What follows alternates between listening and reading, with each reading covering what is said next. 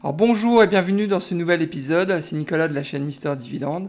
Alors pour ceux dont c'est la première visite sur cette chaîne, je rappelle que je partage donc avec vous ma méthode pour générer un revenu passif stable et sécurisé en investissant en bourse. Je publie en règle générale 2 à 3 vidéos par semaine, donc inscrivez-vous, n'hésitez pas, c'est entièrement gratuit.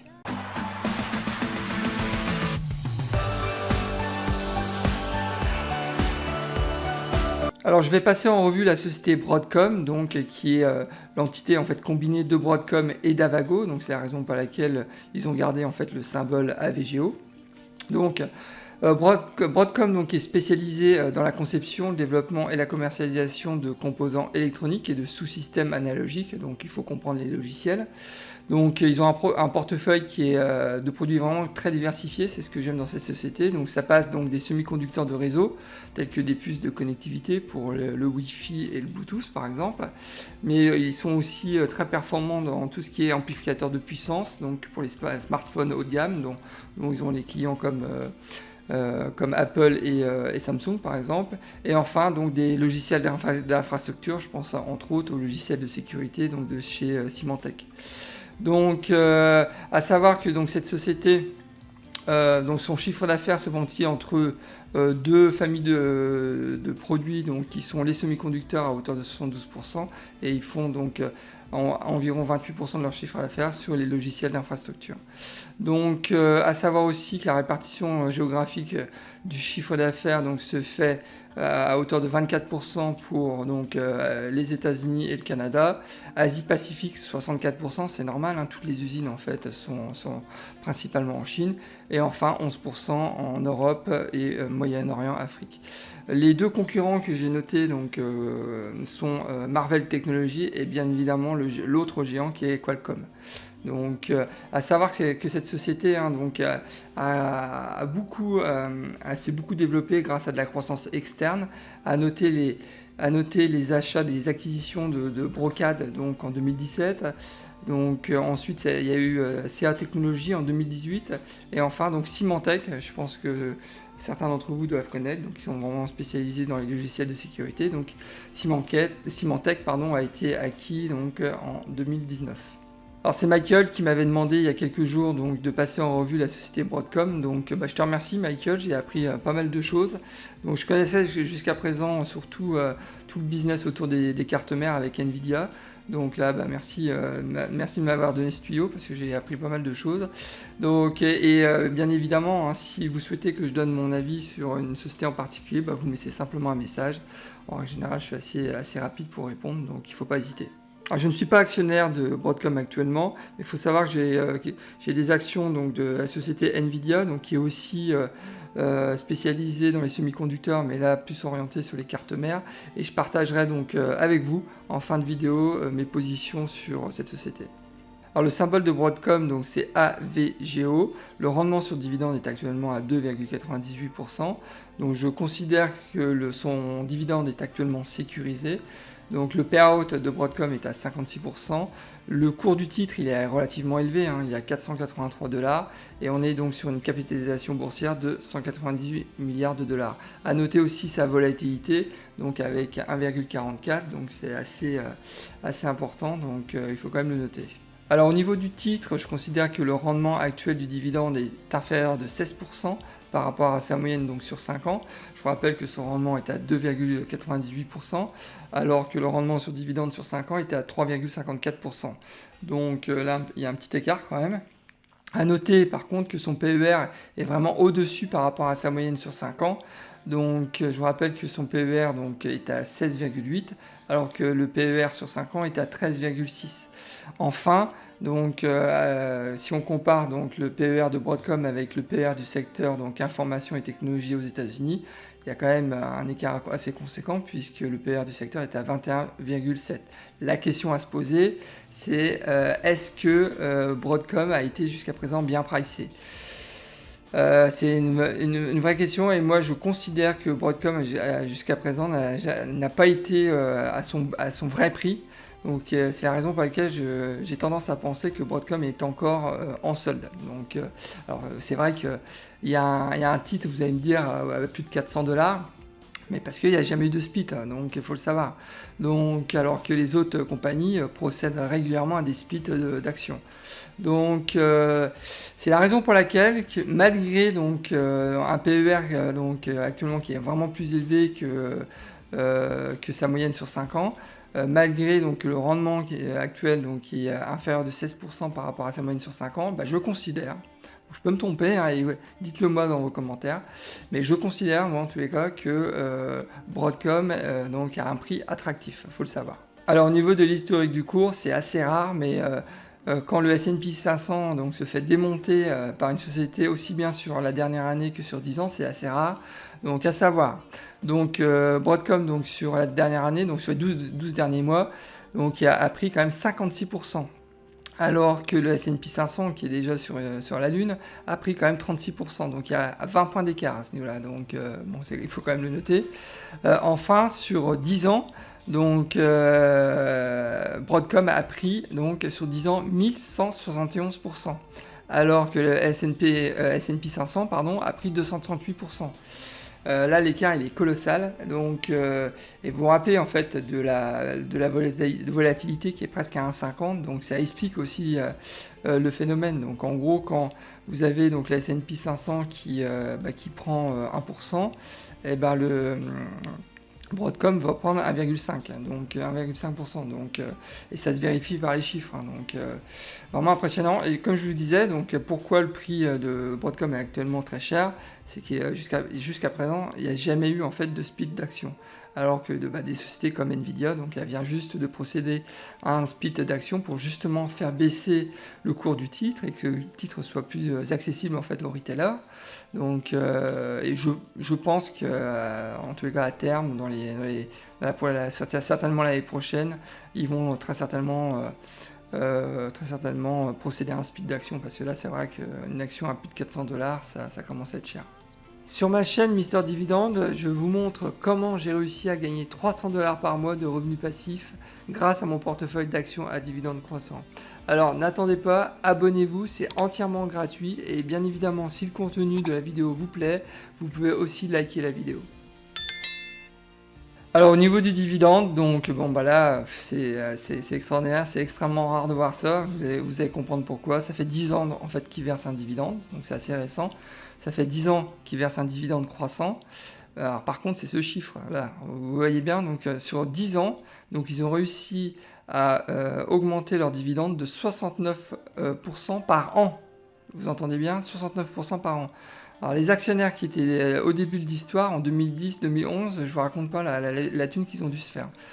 Bref, et donc sur les 5 ans, donc, le dividende donc, a quand même augmenté de 52% par an. Et l'année dernière, donc, il y a quand même eu un tassement de la croissance du dividende, certainement dû au Covid. Donc l'augmentation a été de seulement 11%. Donc ça veut dire que très certainement, il faut s'attendre à une nouvelle augmentation du dividende courant décembre à mon avis. Donc au niveau du coupon, donc c'est un coupon assez classique en mois 3, donc mars, juin, septembre et décembre. Donc le coupon donc, annuel est à 14,40 $, donc c'est énorme. Et donc il faudra attendre la prochaine date de distribution du dividende. Pour l'instant elle n'est pas encore connue. Donc à savoir qu'au niveau des crises, donc de la crise financière on n'en parle pas parce qu'ils ne distribuaient pas encore un dividende, mais donc pour le Covid, pendant le Covid bien évidemment ils ont augmenté, donc comme je disais, de 11% donc le dividende. Donc là bien évidemment je suis très très positif sur le dividende pour Broadcom. Alors si on jette un coup d'œil sur les indicateurs financiers, il y a plusieurs choses intéressantes, surtout au niveau du payout. On constate que donc, le payout était relativement faible jusqu'en 2016 et il a commencé donc, à augmenter en 2017 pour finir donc, en 2020 à 60%. Pourquoi ? Comme je vous l'ai dit en introduction, ils ont acheté quand même beaucoup de sociétés, donc, et c'est la raison pour laquelle le payout s'est dégradé. Mais apparemment, donc, ça a été confirmé par les analystes, donc le payout actuellement est à 56%, mais il devrait de nouveau descendre à 50% donc, l'année prochaine. Donc c'est la raison pour laquelle je suis plutôt positif au niveau du payout. Concernant le chiffre d'affaires, bon bah, là, ça parle de même, hein, donc ils étaient à 2 milliards donc, en 2011 et maintenant donc, les estimations sont à 25 milliards donc, en 2021, donc croissance énorme, hein, donc, de plus de 20 milliards d'euros en l'espace de 10 ans, donc c'est extraordinaire. Le bénéfice par action, je suis aussi positif, hein, donc il ne cesse d'augmenter depuis maintenant 10 ans. La dette sur résultat, bah, j'ai forcément un point de vigilance. Donc avec toutes ces opérations de croissance externe, bah, ils ont dû le financer par la dette et forcément la société est endettée. Alors c'est un point de vigilance, c'est pas un gros red flag à ce niveau-là, parce que bon, c'est une société qui est extrêmement rentable, mais bon, il faut quand même l'avoir à l'esprit. Alors si demain j'investissais 1000 $, donc, dans la société Broadcom, donc quelle serait ma projection du revenu passif sur 10 ans, sur 20 ans? Donc c'est l'exercice que j'aime faire en fait pour me projeter. Donc quand vous êtes investisseur long terme, c'est très très important de se projeter sur les 10 ans, sur les 20 ans à venir. Donc alors on sait que la première année, donc cet investissement de 1000 $ va générer un revenu passif, donc un dividende annuel de 28 $. Dans 10 ans, donc en 2031, cet investissement de 1000 $ va se transformer, va plutôt générer donc un revenu passif donc de 97 $. Et donc dans 20 ans, en 2041, donc cet investissement donc, générera donc un revenu passif de 331 $. Donc inutile de vous dire que je suis forcément très positif, hein, suite à cette projection, puisque moi je cherche donc des projections sur base d'un investissement de 1000 $. Je cherche des projections qui m'amènent à au moins 200 $ de revenus passifs annuels dans les 20 ans. Donc là, bon, ça remplit parfaitement les critères.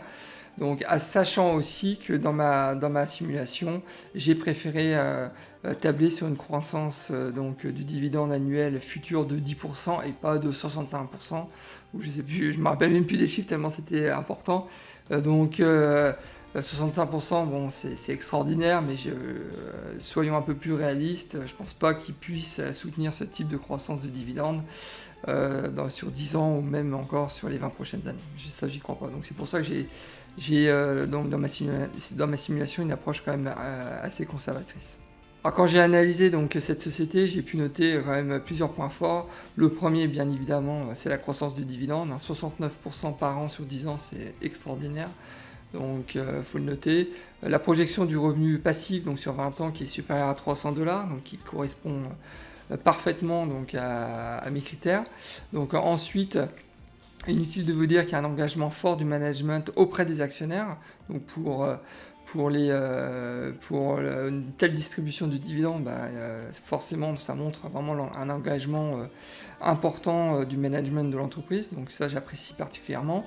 Enfin, je considère aussi que le potentiel de croissance du titre n'est pas fini. Donc je vous rappelle que le titre jusqu'à présent a pris donc, sur 10 ans donc, à peu près 1100-1200%, mais l'histoire n'est pas finie. J'en suis persuadé. Avec un PER à 16,8, quand vous faites la comparaison avec le PER de Nvidia, dont les business, bon, c'est pas la même chose, mais bon, c'est toujours dans le business des semi-conducteurs.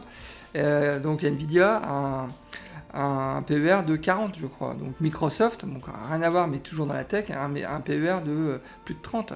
Donc là, on a un PER uniquement de 16,8. Donc c'est pour ça que je vous dis, en termes de croissance, là, il y a quelque chose à faire à mon avis. Donc, cinquième point, pardon, donc faut savoir que dans le milieu, donc on reconnaît l'expertise donc de Broadcom dans toutes les puces réseau. Donc, et quand on connaît l'importance que ça a, donc les puces réseau, donc pour les téléphones portables, mais aussi pour les voitures autonomes qui commencent à arriver sur le marché, donc inutile de vous dire que là, il y a un potentiel encore énorme dans les années à venir pour Broadcom. Donc, à savoir aussi, et ça c'est un point qu'on ne dit pas assez, mais qui est vraiment très très important. Moi, je l'ai connu personnellement dans les groupes dans lesquels je suis passé.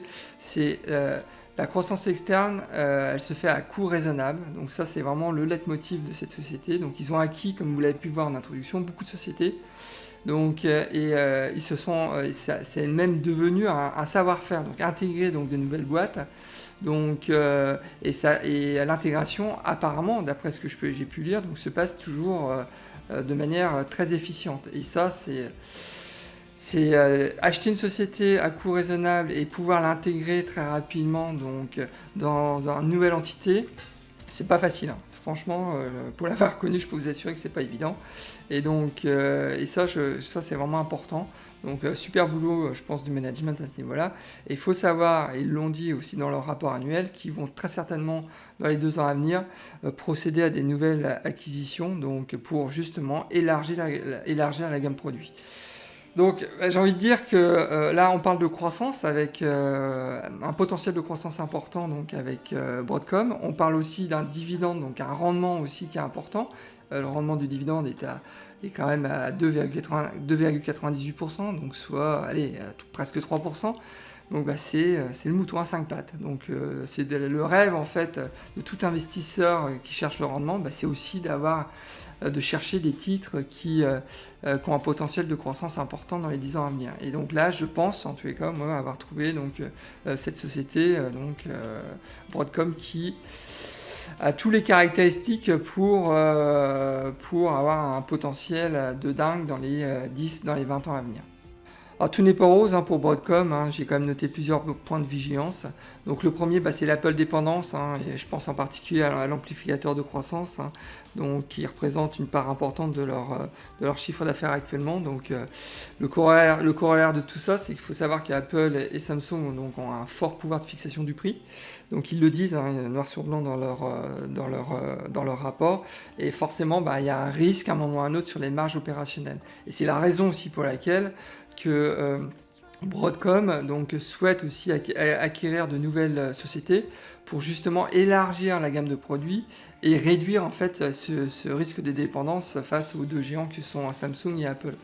Donc voilà, bon, c'est un point de vigilance, c'est pas un frein pour un investissement, mais ça reste quand même un point de vigilance. Le troisième point donc, de tout ça, c'est le niveau de la dette, j'en ai parlé tout à l'heure, qui est à surveiller.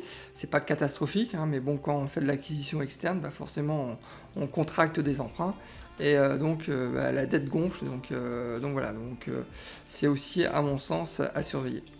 Alors pour conclure, je considère que le prix de Broadcom est attractif actuellement, malgré donc un PER actuellement qui est supérieur par rapport à sa moyenne sur 5 ans.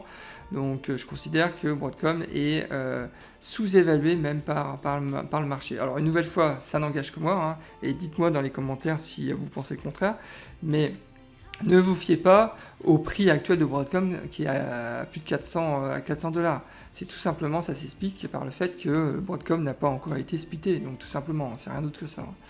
Donc le second point, bien évidemment, je considère qu'il y a un potentiel de croissance important sur Broadcom, je le répète, donc sur ça je suis extrêmement bullish.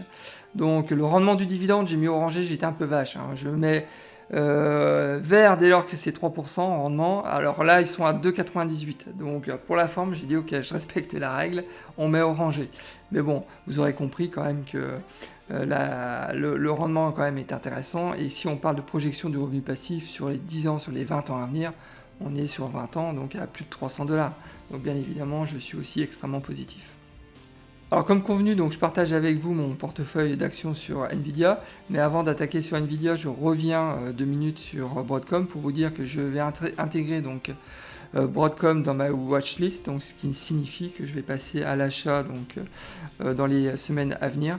Donc j'ai pas envie de passer à côté de cette opportunité, parce que quand je vois le potentiel autour donc des semi-conducteurs, autour des logiciels d'infrastructure, très clairement c'est une société qui va encore donc avoir une belle croissance dans les 10 ans, dans les 20 ans à venir, ça c'est clair. Alors passons donc comme promis sur Nvidia. Donc j'ai actuellement donc 20 titres. Il faut savoir que le mois dernier j'avais encore que 5 titres, mais ils ont procédé à un split d'actions donc avec un ratio de 4 pour 1. Donc je me suis retrouvé donc du jour au lendemain donc avec 20 titres. Merci à Nvidia, donc qui représente donc actuellement 3 900 $, donc en valeur marché. Donc j'ai une plus-value latente actuellement de un peu plus de 1 000 $, et donc un ROI donc de environ 37%, donc en intégrant donc la somme colossale donc de 2 $ que représentent les dividendes de Nvidia. C'est vrai que quand j'ai acheté Nvidia, vous aurez compris, j'ai pas acheté Nvidia pour son dividende, donc regardez la projection donc sur 12 mois, donc la projection des dividendes de Nvidia sur 12 mois est estimé à 3 $. Ouais, ouais.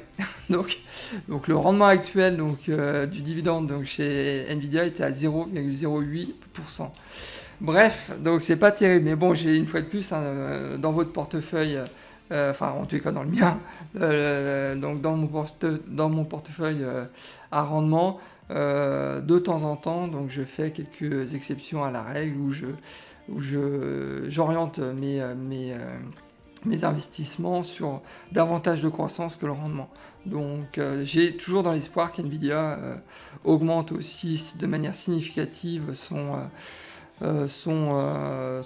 dividende. Donc Broadcom l'a fait. Donc vous avez vu sur 10 ans, donc Broadcom a augmenté son dividende de plus de 60% par an. Donc pourquoi pas Nvidia. Donc c'est juste un choix stratégique. Donc j'ai bon espoir qu'il le fasse un jour. Donc voilà. Eh bien écoutez, on arrive à la fin de cette vidéo. Alors j'espère qu'elle vous a plu. Donc si c'est le cas, j'insiste, n'oubliez pas de liker ma vidéo, c'est très important pour m'encourager, pour soutenir la chaîne. Et si vous n'êtes pas encore abonné à ma chaîne, faut pas hésiter, c'est entièrement gratuit, donc abonnez-vous. Donc en règle générale, je fais 2 à 3 vidéos par semaine. Donc, actuellement, je suis un peu plus actif, mais bon voilà. Bon, écoutez, il est temps de se quitter. Je vous souhaite plein de bonnes choses et je vous dis à la prochaine vidéo. Au revoir.